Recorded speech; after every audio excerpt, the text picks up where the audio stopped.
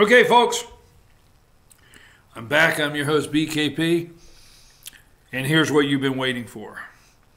But BKP, you said that Brian Kemp would win overwhelmingly, and we're still waiting.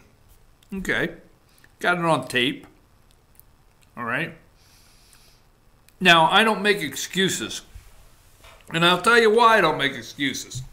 Because silly enough, when we were kids, all of us kids in our house, if I had $1 for every time Dad said, son, or one of us kids, you can't live on excuses, I'd have a lot of dollars. I'd take the day off. I'm serious. That was Dad's favorite line in the house. You can't live on excuses. So we were not allowed to make an excuse. There you go. I'm not going to make an excuse. I'm going to give you a factual statement here at our office.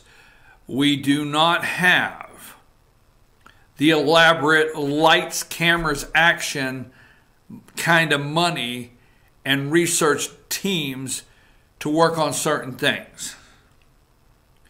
So in my 14 hours a day, I do what research I can, try to figure out what I can, and bring to you what I can.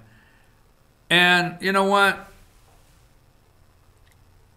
If every once in a while I don't hurt things, but I'm a little off, not up here. So yeah, Kemp, I did feel. Brian Kemp, I did feel he would win overwhelmingly. I wanted to be optimistic yesterday. The day before. I wanted to feel so good, and I still do. Because I know who really lost. Will Ferrell lost. I would like to know, put up number 29 there, just for us there. I would like to know, Will Ferrell, how many, I would like to know how many Georgia, let me give you one statement on Georgia that I said earlier and I will say again today. They worked up the voter suppression. They worked up this issue. They worked everything up to this point to make sure if something happened, they could cause the problems they're causing right now. And this was all pre-planned, all right? But what they did is they put so much fear. I told you yesterday, if you said a prayer yesterday, say it for the poll workers of Georgia. Because no matter who walked through the door, they were going to let them vote. It didn't matter, okay? It didn't matter if you showed up and you didn't have an ID and you had a membership to, some little club somewhere. Here's my gym membership. Will this work? Sure, vote. Now, I'm not saying that happened, but I don't know. But we know the truth when Stacey Abrams said documented and undocumented would be part of her blue wave. So documented, we don't know how many dreamers that have no documentation whatsoever that are not citizens or eligible to vote. We don't know how many people in this country that have documents but cannot vote. We don't know how many felons that have a driver's license that cannot vote. We don't know how many out-of-state college students, because they did all of their rallies when they brought the star power in at these colleges and universities. We don't know how many out-of-state college students voted, okay? We don't know how many Will Ferrell helped sign up absentee ballots came in. We don't know any of that because it was pounded home in Georgia by the national media 7 days a week that you and I would suppress because Brian Kemp is the Secretary of State, the vote in Georgia. So now if she if she can't get it to the 49.99999, she's not going for the win, folks. She's just trying to push him down to that one vote under 50% and force a runoff right now. Okay? That's what she's trying to do. Because trust me, if she can force a runoff, if you think the money poured in for her when the other elections are done and they can only focus on Georgia, you think her star power money Oh gosh, it will pour in like you will not believe for this lady here. She could push it down to that runoff. And that being said, they're already prepared. Do not sit there. I'm just going to say, don't be shocked if you're sitting there tomorrow, if you're sitting there Thursday, Friday, and wondering who really won, because their lawyers are going to be in place. They're going to demand that they go through all the voter registration. Watch and see. So we'll see there, okay? President won big, okay? So Claire McCaskill, number 40, Claire. This is Claire McCaskill, former senator now. She's still senator, but she's gone in Missouri. Missouri said no, absolutely not.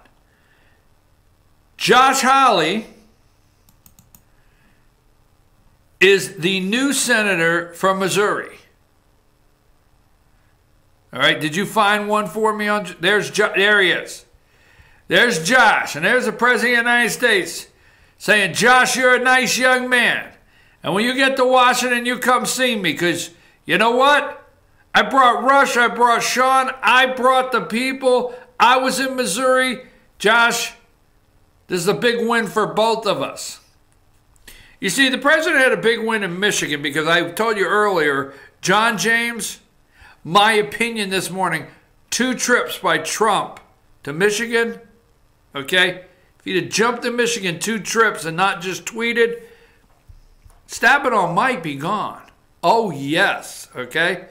Big victory for Trump in Michigan. Big victory for Donald Trump in Ohio, the governor of Ohio. They have that now. Big victory for Trump in Missouri. Big victory for Trump in North Dakota. Big victory for Trump in Tennessee. Marcia is now the senator there taking Corker's place. Big victory. Big victory for Trump down in Florida with Nelson, okay, and DeSantis. So he'll have 2 Republicans. When Florida comes up, he'll have 2 Republican senators, Nelson, Rubio, and he will have the governor. So when that comes up, he will have the governor, okay? Remember I told you 2 days ago how important it was. He will have the governor of Ohio. Big win for him there, all right? Big win across the board with the Senate. The Heller loss, he will win with Martha McSally. The Heller loss will not be his because simply enough, you got Dingy Harry out there. It's not hard to flip Nevada and move it over to the Democrats. That's not hard at all. He will have a big win in Montana.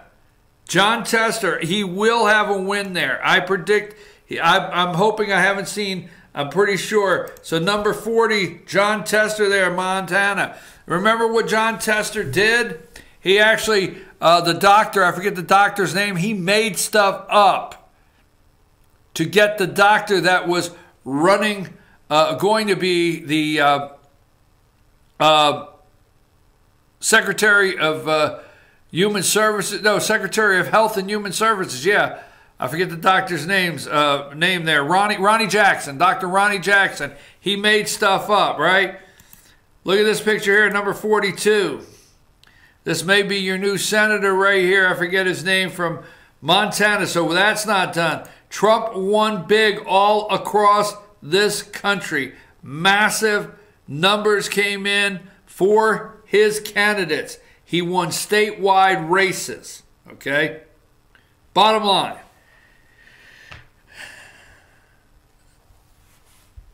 He will be able to, for those in fear, we heard what Congressman Collins said, but those in fear, it's got to get through the Senate. And guess what the House of Representatives has to do? The House of Representatives has to get through the Trump Senate. Keep that in mind. Not Mitch McConnell's. I'm being a little redundant. I started the show with this.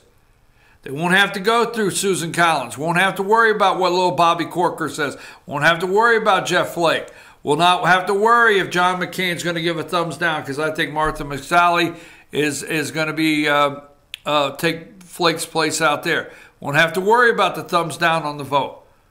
Vice President will not have to change his schedule wondering if he will be the 51st vote. You will not have a judicial nominee ever treated like Kavanaugh as long as this Senate, Trump Senate's in place. Guess what will happen now in the Trump Senate? He will clean house. There will be so many judicial nominees get confirmed. You will have the state, the district court, region courts, the appeals, the Supreme Court. Okay. Now, we don't know if something, Ruth Bader Ginsburg wants to serve another 20 years, but she could go at any minute. Clarence Thomas, for those that are in fear of Amy, what's her name? Amy, she is the next Supreme Court nominee. I forget her name. Amy, I just got her name there, Amy. But anyhow, Clarence Thomas wants to retire. And I know you're in fear out there of making sure that somebody that replaces Clarence don't have to worry about it. Clarence Thomas can retire now, and we can replace Clarence Thomas with Amy Coney Barrett. Yes, Amy Coney Barrett. Thank you, Josh, for that help. We can get maybe 2 more besides that. You never know on the Supreme Court. We could have a 6-4, 6-3 court here real soon. And all the other courts across the United States. He's got it. The legislation that he wants to pass, he will have the Senate to do what he needs to do. The Senate will do what he needs to do. There will be gridlock, but he has things he can do on the Senate side. Anybody he wants to switch on the cabinet now. Absolutely. So if you were worried, well, if Jeff Sessions goes, all right, if Jeff Sessions goes, then what happens? How will he get somebody confirmed? His cabinet members will not wait. No matter who he wants to switch through on the cabinet and appoint for confirmation, will sail through.